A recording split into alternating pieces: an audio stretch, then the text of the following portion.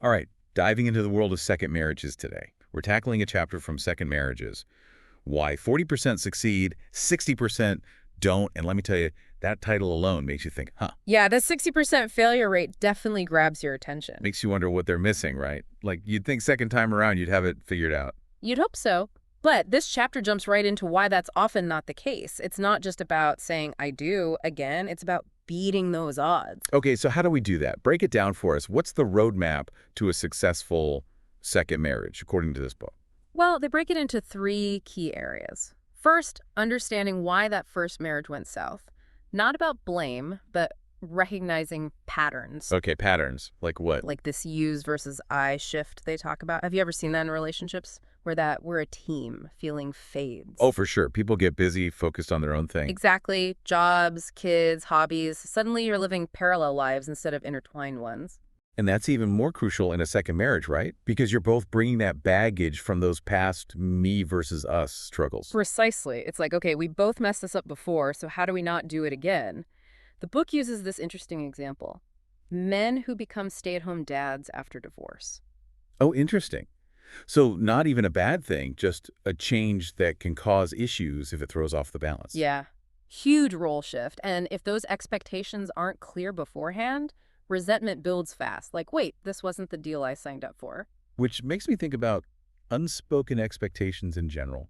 Hmm. We just assume our partner's on the same page without actually checking. Ever run into that in your own relationship? All the time. We all have these ideas about how relationships should be from our upbringing, past experiences, even movies. Totally.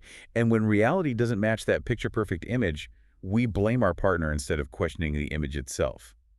Which leads perfectly into the next section. Beyond just healing. This book does not sugarcoat it. Even years after divorce, there can be lingering feelings. Yeah, it gets real personal here. It's like, hold on, just because you're legally single doesn't mean you're emotionally ready for a new commitment. Right, they list all these signs you might not be over your ex, like calling them on holidays, comparing new dates to them, stuff that's tough to admit to, even to yourself. And that's the point, isn't it? It's not about judging anyone. It's about honesty. If you're still hung up on your ex, bringing that unresolved hurt and anger into a new marriage is a recipe for disaster. Oh, 100%. Mm. And there's this story in the chapter that really drives that home. Mm. This woman who put her husband through med school, Yes. sacrificing her own career goals, and the minute he graduates, bam, divorce papers. Ouch. Years later, she's still making dating choices based on fear of being taken advantage of again.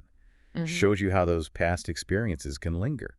Powerful example of how emotional baggage isn't just a saying, it's real lived experience that shapes our behavior. And it goes beyond romantic relationships too, right? Like a bad friendship, a tough family dynamic. Absolutely. It's like we build up these walls to protect ourselves, but then those same walls keep us from truly connecting later on.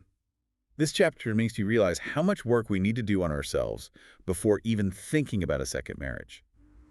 But it's not all doom and gloom, right? This part about defining what you want in a new partner got me excited. Right. It's not just about fixing the past. It's about consciously creating the future you want. And they dive into research about what people look for in a partner. Lay it on us. What are the magic ingredients for a happy marriage? Well, they break it down into three categories: warmth and trustworthiness, vitality and attractiveness, and status and resources. Sounds like they covered all the bases.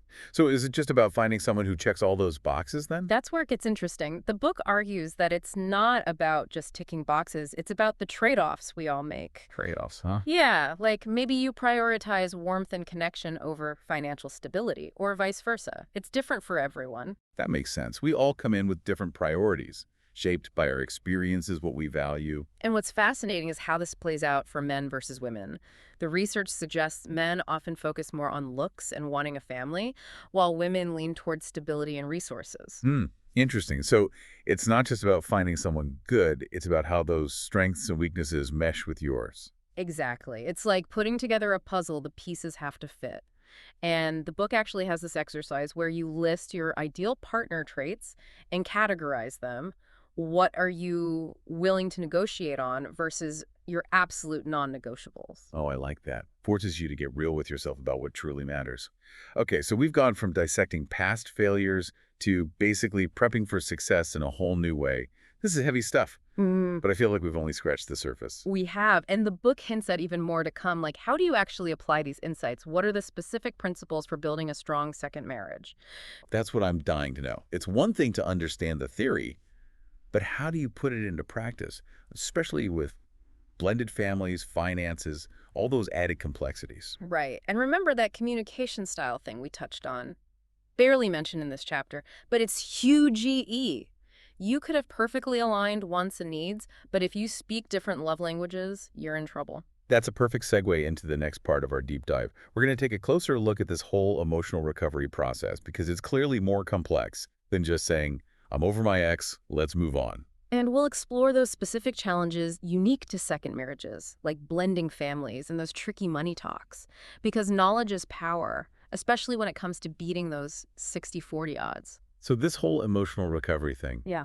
the book really dives deep, doesn't it? It's not just about getting over your ex, it's way more than that. Oh, absolutely. It's like you can't just slap a Band-Aid on a broken heart and expect it to heal perfectly. Right. They even have this whole list of red flags, like signs you might think you're over your ex, but deep down. You're not quite there yet. Yeah. Some are obvious, like comparing every new day to your ex or wanting to call them on holidays. But then they get into the sneaky ones, like always bringing them up in conversations, even when it makes no sense. Or like holding on to old love letters and stuff. Oh, yeah. Like those are precious artifacts or something. It's like Yeah. you're subconsciously clinging to the past, even if you want to move on. Exactly. And the book's point is, until you deal with that, it can sabotage any new relationship. It's not about judging anyone. It's about being honest with yourself. Totally. And this is where that forgiveness thing comes in.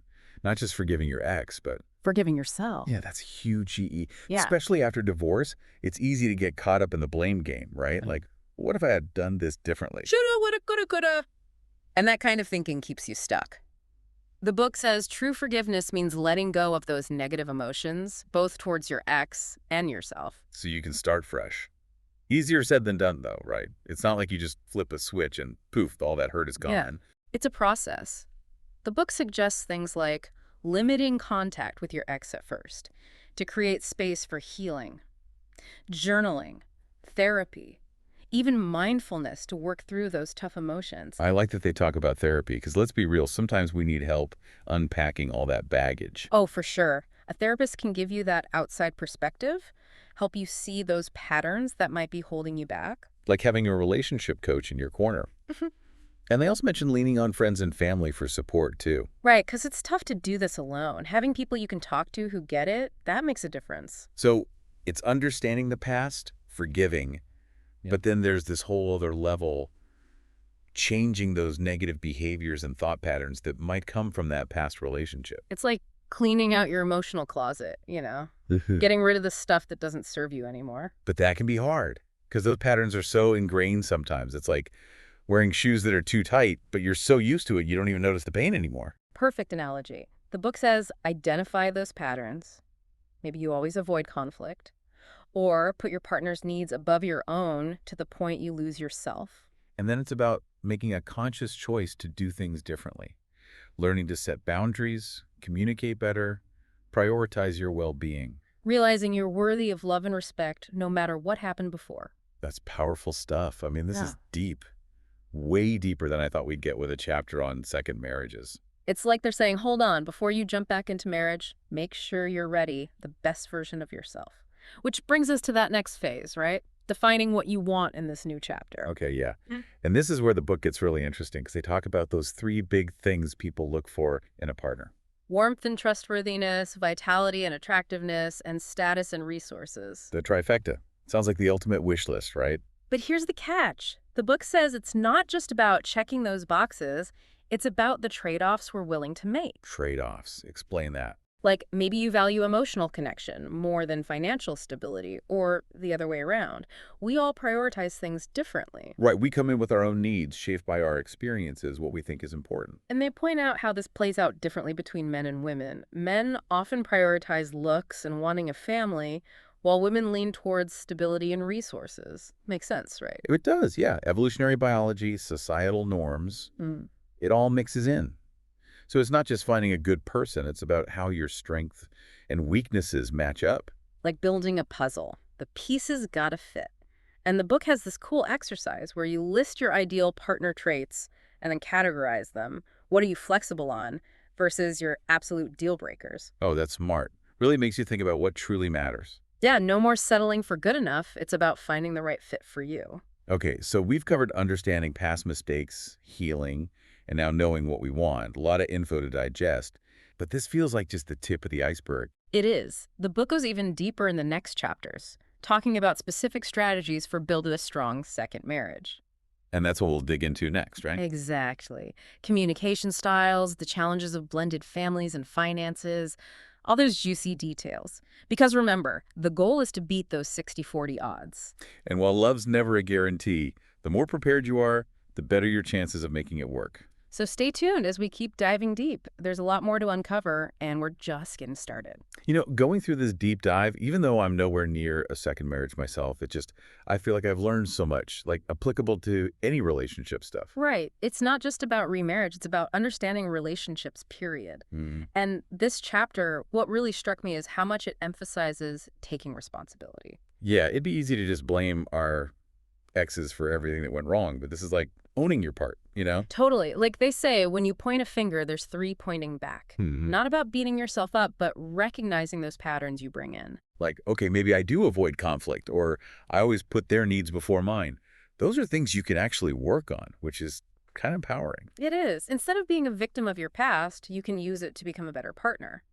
And the book, it doesn't just leave you hanging with those realizations. It hints at specific relationship principles to use in a second marriage, which I'm curious about now. Me too. It's one thing to do the work on yourself, but then how do you actually build something strong with someone new? Especially with blended families, finances, all that extra stuff. Exactly. And remember that communication style thing we keep coming back to. Feels like a make or break element, even if everything else is perfect. Oh, for sure. Like you could have two people who are, on paper, totally compatible, but if they speak totally different love languages. Disaster waiting to happen. Yeah. Think about it. One person shows love through acts of service. The other needs constant words of affirmation, clash of styles. Huge clash. Makes you wonder how many second marriages fail, not because they're incompatible, but because they don't know how to talk to each other. Right. It's like the book is saying, okay, you've dealt with your past, you know what you want, now make sure you can actually communicate it. And communicate about the hard stuff, too. Second marriages, they come with their own set of challenges. Ex-spouses, step-parenting, money. No more sugarcoating it, right? Yeah. It's not all romance and roses. There's some serious conversations that need to happen. So it's not just finding the right person, it's building the right kind of relationship, one that can handle the rough patches. That 40% success rate feels a lot more impressive now, huh? It does. They're not just falling in love, they're actively choosing to make it work. That's commitment.